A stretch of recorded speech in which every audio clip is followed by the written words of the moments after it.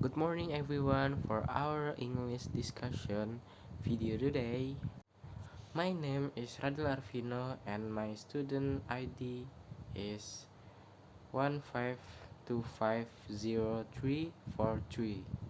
We will address a critical public health and policy issue directly affecting our lives on campus: the regulation of smoking.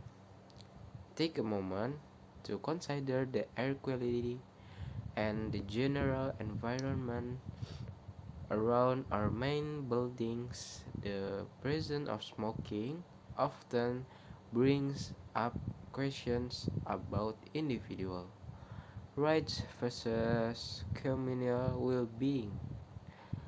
This discussion is not just about cigarettes, it's about creating a healthy, respectful, and responsible learning environment for everyone. The presentation will examine the core reasons for advocating fully smoke-free campus policies, analyze the counter-arguments regarding personal liberty, and propose a balanced, effective policy framework for our university. The primary arguments for restriction is undeniably public health. Secondhand smoke or passive smoking is a known health hazard. In an environment focused on education and wellness, exposing non-smokers to carcinogens, especially in high-traffic areas, is not unacceptable.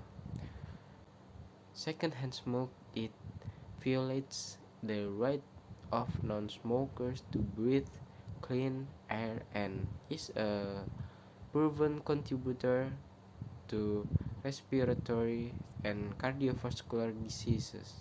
Cigarette butts are a significant source of litter and environmental waste polluting our beautiful campus grounds. They also pose a serious fire hazard near dry landscaping or waste bins. We must acknowledge the counter-argument the issue from adults' autonomy and personal freedom. Students are adults who have the right to make their own choice. Restricting where they can smoke can feel excessive and paternalistic. A total immediate ban without designated spaces can lead to smoker gathering at campus perimeter, often forcing them into high visibility areas like a public sidewalks, which simply shift the problem rather than solving it. The goal should be to manage smoking in a way that respects health without completely erasing individual choice and limiting it, not outright banning it everywhere.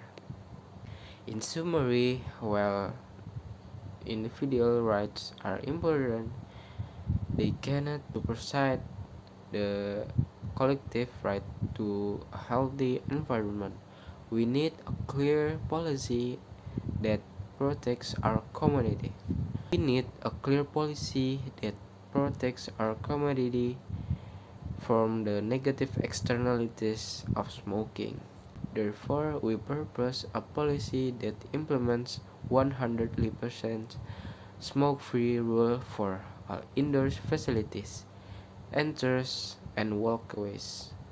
Smoking should only be permitted in a very limited number of designated smoking zones or DSZ.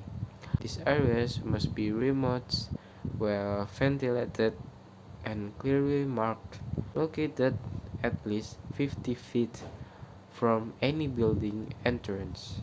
Let's promote not just compliance, but also support. The university should actively fund and promote programs to help students and staff who wish to quit. Creating a healthier campus is a collaborative effort. Good morning everyone, welcome back to my channel and welcome to my presentation of simple present tense. Before all of things, let me introduce myself. My name is Hadu Arvino and my student number is 152502343. Next, we have an introduction for the simple present tense. Simple present tense is all about talking about things you do regularly or facts that are always true. In this presentation, we'll break it down so you can see how simple and useful it really is in everyday conversation. And what is simple present tense? Simple present tense is used to describe routines or facts that don't change. It usually uses the base verb adding s or es for the he, she, or it. It is one of the easiest tenses to learn and super helpful for everyday talk. You talk and yeah, I come talking that use in daily communication. The simple present tense is usually you use it in daily communication.